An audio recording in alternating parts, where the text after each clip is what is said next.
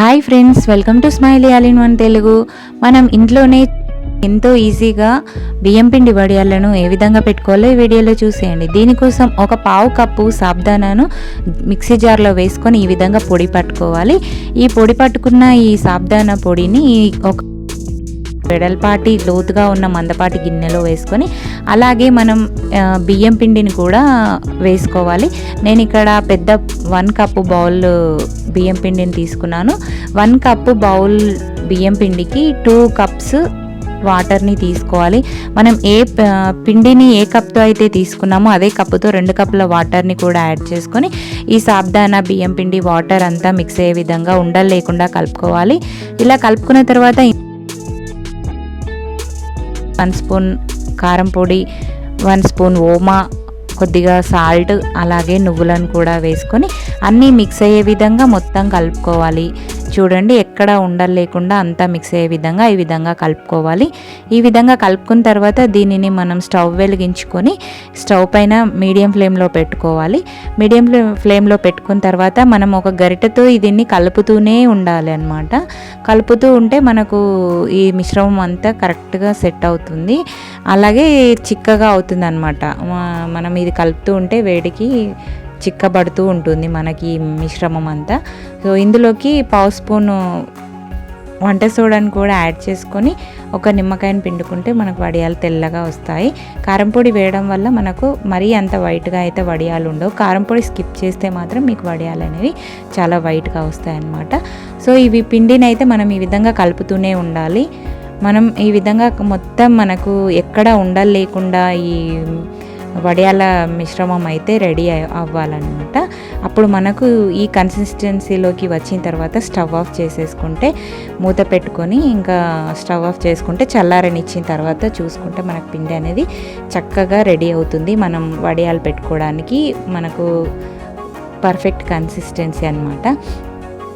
చల్లారిన తర్వాత పిండిని ఈ విధంగా చేతితో ఒకసారి మొత్తం కలుపుకోవాలి. ఈ విధంగా పిండిని పీసుకున్నట్టుగా ఈ విధంగా అంతా మిక్స్ చేసుకున్న తర్వాత మనం స్టార్ ఒత్తేది ఉంటుంది కదా, దాంతో ఈ విధంగా మురుకుల గుట్టంలోకి వేసుకొని ఇది పెట్టుకొని ఇంకా మనం వడియాలనేవి ఒత్తుకోవచ్చు. ఇది ఒక ప్రాసెస్. అయితే మనం ఆయిల్ ప్యాకెట్లలో కానీ పాల ప్యాకెట్లలో కానీ ఈ పిండిని వేసుకొని ఒత్తుకునేది అదొక ప్రాసెస్ అన్నమాట. మీకు ఏ విధంగా కంఫర్ట్ అయితే ఆ విధంగా మీరు మురుకుల వడియాలు అయితే పెట్టుకోవచ్చు. సో ఇదే అన్నమాట, ఇది సెకండ్ ప్రాసెస్. ఆయిల్ ప్యాకెట్లో మొత్తం ఈ పిండి ముద్దను వేసేసుకొని కింద ఒక హోల్ చేసేసుకుంటే మనకు ఈజీగా వడియాలు పెట్టుకోనికైతే చాలా బాగుంటుంది. మనం దీనికి ఒక రబ్బర్ బ్యాండ్ కానీ లేదా ఈ విధంగా ఒక క్లిప్ కానీ పెట్టేసుకుంటే మనకు ఈ పిండి మనకు బయటకు రాకుండా ఉంటుంది. ఇప్పుడు ఈ చివరన ఒక చిన్న హోలు వచ్చే విధంగా కట్ చేసుకుంటే మనకు వడియాలు అనేవి చాలా చక్కగా వస్తాయి. చూడండి ఎంత బాగా వస్తున్నాయో. సో ఇంకా మనం ఒక కవర్ పైన కానీ ఒక క్లాత్ పైన కానీ కాటన్ క్లాత్ పైన కానీ వడియాలు అనేవి ఎండలో పెట్టుకుంటే ఇవి 1 డేలో రెడీ అయిపోతాయి. ఫ్యాన్ కింద పెట్టుకుంటే మాత్రం ఒక 2-3 డేస్ అయితే పడతాయి. ఎండాకాలంలో అయినా మీరు ఏ కాలంలో అయినా ఈ వడియాలను అయితే ఎంతో ఈజీగా పెట్టుకోవచ్చు. చాలా తొందరగా ఎండిపోతాయి. ఇవి ఒకటే ప్రాసెస్లో, అంటే మనం వడియాలు రౌండ్గానే కాకుండా ఈ విధంగా కురుకురే లాగా కూడా పెట్టుకోవచ్చు. పిల్లలు చాలా ఇష్టంగా తింటారు. అలాగే చాలా ఎంతో ఈజీగా అయిపోతుంది అన్నమాట ఈ విధంగా ఈ ప్రాసెస్లో పెట్టుకుంటే.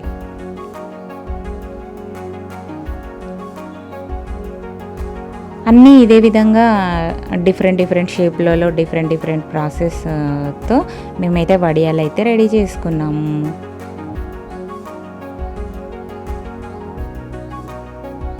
చూడండి, అన్ని డిఫరెంట్ డిజైన్స్తో ఫ్లవర్స్ లాగా కురుకురే లాగా మనం ఈ విధంగా పెద్దగా లైన్స్ లాగా పెట్టుకున్నాం కదా, అవి చిన్నగా విరగొట్టుకుంటే మనకు సరిపోతుంది. ఇవన్నీ ఎండిన తర్వాత ఈ విధంగా అయిపోయాయి. 1 డేలో ఎండాయి. ఇంకా కావాలంటే 2 డేస్ కూడా ఎండలో పెట్టుకుంటే ఇంకా ఎక్కువ రోజులు మనం స్టోర్ చేసుకోవడానికి వీలుగా ఉంటుంది. ఇప్పుడు వీటిని మనం ఫ్రై చేసి చూద్దాం. కొద్దిగా ఆయిల్ వేసి వేడెక్కిన తర్వాత ఇవి వేసి వెంటనే తీసేసుకుంటే సరిపోతుంది. చాలా తొందరగా పొంగుతాయి, మనం చాలా ఈజీగా ఫ్రై అయిపోతాయి. ఆయిల్ కూడా ఎక్కువగా పీల్చవన్నమాట. సో ఇంకా ఇవి కుర్కురే అండ్ వడియాలు. మీరు కూడా తప్పకుండా ట్రై చేయండి, ఎలా వచ్చిందో కామెంట్ చేయండి. ఛానల్ని సబ్స్క్రైబ్ చేసుకోకపోతే తప్పకుండా సబ్స్క్రైబ్ చేసుకోండి.